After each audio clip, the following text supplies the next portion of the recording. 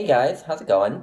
Um, a week or two ago, Sean the Book Maniac created the 112 page tag, which is based on this literary prize in France, where I guess the judges um, read page 112 of a bunch of novels and then decide just based on that one page whether or not they want to continue reading the novel. So they decide on the short or long list for the prize based on just their reading of page 112. Um, so yeah, in this tag, you just read page 112 of three novels. It seems is what everyone does. Um, Three novels that you haven't read yet, and just give your impressions. So yeah, I think it's really interesting. I'm loving these open-ended tags that Sean comes up with because they're a lot of fun to just do what is kind of my favorite thing about BookTube, which is just sit in front of a camera and talk about books. So yeah, I have three novels here, none of which I have read. I would love to hear everyone's opinions on these novels, because at least a couple of them I'm uncertain about, um, whether I want to really read them. So I would love you all to give your input. Please be opinionated. So yeah, I'm just gonna get right to it. Two out of the three of my novels, on page 112, start right in the middle of a sentence. So I'm just to keep in the spirit of the tag. I'm just gonna start right in the middle of the sentence when I read them. So be prepared for that. Anyway, on to the first novel. Fatal shift occurred, if it occurred, which gave rise to the arrogant spirit of our age, and also about how far we must go back to put matters right. But what point would there be in such an argument when there is no return anyway, either in the individual's life or in that of humanity? What about your brother? It occurred to me to ask. Was he there with you? Him? He made a dismissive gesture. It might cost him his career. His own words struck him as too harsh, for he added, he might perhaps just walk along in some Buddhist procession. Dad had been in hospital for a week. Lately, even before he was laid so low by fever, he'd complained that he couldn't sleep at night. I wanted to know why, and he didn't tell me. He made some excuse about some undefined burning pain, an elusive ache, but I suspected that he was suffering from anxiety. His intellect, which all his life had been concerned with quantifiable matter, knew of course that nothing vanished completely from this world, but he also knew that nothing kept its shape and appearance forever, that in this eternal and continuous motion of matter every being must perish like every machine, even the most perfect, just like the worlds and the galaxies. Dad's intellect realized that everything was subject to that law, so why should the human soul alone be exempt from it? Because the Creator breathed life into it? But surely he, too, if he existed at all, was subject to that law. But what sense would there be in a God whose existence and likeness were subject to the same laws as everything else? A God who'd be subject to time? Dad was standing on the frontier which his intellect was able to visualize. The chilling nocturnal feel of the black pit was crushing him, and I was unable to help him. My dear father, how can I help you? How can I shield you from fear of your downfall? I wasn't even able to burn your fever. I am only your son. I was not given the power to liberate you from darkness, or to liberate anyone. Dad is lying in a white ward which smells of doctoring and So yeah, actually, this novel out of the three that I'm reading was the one I was most inclined to give away, just because I wasn't thinking much of it. I don't know, based on the description, I wasn't that into it, and I just kind of bought it on a whim somewhere. Um, but based on that reading of page 112, I'm enamored. We obviously come in on that page at a very heavy moment. With the son seems to be the protagonist, and he's with his father as he's dying, and his father seems to be dealing with this very heavy philosophical issue, and so the author is taking some time to explore it a little bit through the father's and the son's perspective, and um, those kinds of heavy philosophical issues really are kind of my jam. So I think I would really like this novel, and I thought the prose was really nice too. Um, but yeah, give me your thoughts, everyone. So yeah, on to the second novel. The dogs employed to eat Mr. Nutt's occasional remains were not long lived, as a rule. This was very natural, for besides what the dog got to eat, Every now and then, on Mr. Knott's back doorsteps, it got to, so to speak, nothing to eat. For if it had been given food other than the food that Mr. Knott gave it, from time to time, then its appetite might have been spoilt for the food that Mr. Knott gave it. For Art and Con could never be certain, in the morning, that there would not be waiting for their dog, in the evening, on Mr. Knott's back doorstep, a pot of food so nourishing and so copious that only a thoroughly famished dog could get it down. And this was the eventuality for which it was their duty to be always prepared. Add to this that Mr. Knott's food was a little on the rich and heating side for a dog. Add to this that the dog was seldom off the chain, and so got no exercise worth mentioning. This was inevitable, for if the dog had been set free to run about as it pleased, then it would have eaten the horse dung on the road, and all the other nasty things that abound on the ground, and so ruined its appetite, perhaps forever, or worse still, would have run away, and never come back. The name of this dog, when Watt entered Mr. Knott's service, was Kate. Kate was not at all a handsome dog. Even Watt, whom his fondness for rats prejudiced against dogs, had never seen a dog that he less liked the look of than Kate. It was not a large dog, and yet it could not be called a small dog. It was a medium-sized dog, of repulsive aspect.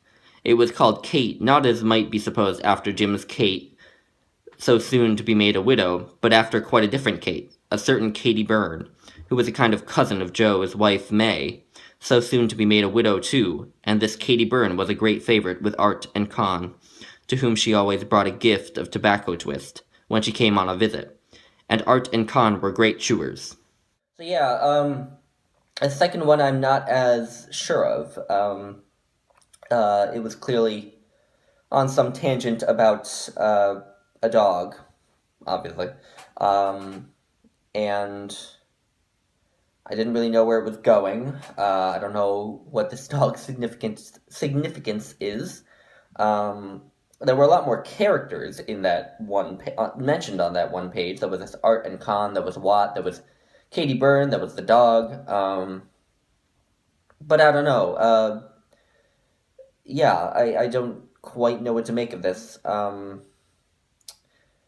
prose was the sentences were a bit confusing. I don't know if anyone noticed, but I feel like I struggled a little bit to actually read the sentences out loud because they were structured a bit weirdly. So yeah, not sure how I feel about this one. But give me your thoughts again. Anyway, last novel. Me to the bedsides of these unfortunates. I saw them reluctantly turning their backs on life while my little ladies, Wilhelm, talked as one talks about a stranger who is dying.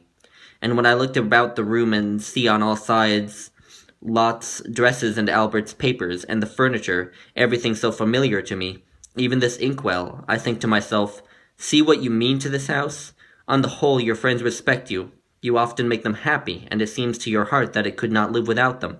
And yet, if you should go, if you should leave this circle, how long would they feel the void which your loss will create in their destinies? How long? Oh, how transitory is man, that even in the place where he finds real confirmation of his existence, where he makes the one true impress of his personality in the memories, in the souls of those he loves, that even there he must fade and vanish, and how soon. October 27th. I often feel like tearing open my breast or knocking out my brains when I think how little human beings can do for one another. Oh, the love, the joy, the warmth, and the delight which I do not feel myself, no other person will give me, and, with a heart full of supreme happiness, I still cannot make another person happy who stands before me cold and impassive. So, this novel is written in diary format, clearly, which I tend to like diary formatted novels and like epistolary novels. They tend to be easy to get through. Again, at a very heavy moment, clearly. This sounds like the narrator is profoundly depressed, which, reading about depressed people, another thing that tends to be my jam. And the prose was pretty good. I mean, nothing terribly stood out about it, but yeah, I think I would read this novel. I'll just start revealing what they are. So this last one was The Sorrows of Young Werther by Goethe, which I got from my parents. So this is definitely a classic. I think I probably will to read this one, especially after reading that page, because I am intrigued by the character now to see what his situation is that makes him think that way. But let me know what you think. The second one, the one I was unsure about, was Watt by Samuel Beckett. Um, I read Samuel Beckett's trilogy, Malone Dies, Malloy, and The Unnameable, and I thought it was fascinating. I thought they were fascinating novels, but they was one of the most exhausting reading experiences I've ever had. The three novels together were about 400 pages, and they felt much longer. Because they were written in this very difficult stream of consciousness style. This doesn't seem, based on that one page, to be written in the same style as those. It doesn't seem to be this high modernist sort of Joycean stream of consciousness. But I did look this novel up in between cuts, and so it's about this guy who becomes a manservant of a wealthy person, and apparently those tangents, like the one about the dog, become more and more common as the novel goes on, and novels that are made up of little tangents like that, I don't have a good track record with them. Just because I have a hard time seeing how all these many different tangents in one book kind of all cohere into one story. So yeah, I'm a little uncertain about that one. And then the first one I read was Love and Garbage by Ivan Klima. I picked this up kind of on a whim when I was visiting the Czech Republic. So it is translated, obviously, as is The Sorrows of Young Werther. But yeah, this one definitely I think I will read. So this was published back in the 1960s. It was actually banned when it was first published in Czechoslovakia because of the totalitarian communist regime, and this is seemingly a anti-communist novel in some senses. Although it sounds like, based on that one page and based on the blurb on the back, that it is actually a very human story. So yeah, I'm definitely feeling good about Love and Garbage and The Sorrows of Young Werther. Not sure how I feel about another Samuel Beckett novel. Maybe instead of reading his novels, I should go and read his plays, because I read Waiting for Godot a couple years ago and loved it. Yeah, so that is the page 112 tag. I am going to tag someone. I'm going to tag Laura Pora, who is still a very small booktuber, kind of newish, but she doesn't have enough subscribers, and she's wonderful, so you should all go subscribe to her. And I will, of course, leave a link to her channel below. But yeah, anyway, I thought this was a lot of fun, and Steve mentioned the possibility of doing a nonfiction version of it, and I'm all for that, so at some point I might try to do that myself. So yeah, thank you for watching, guys. Bye!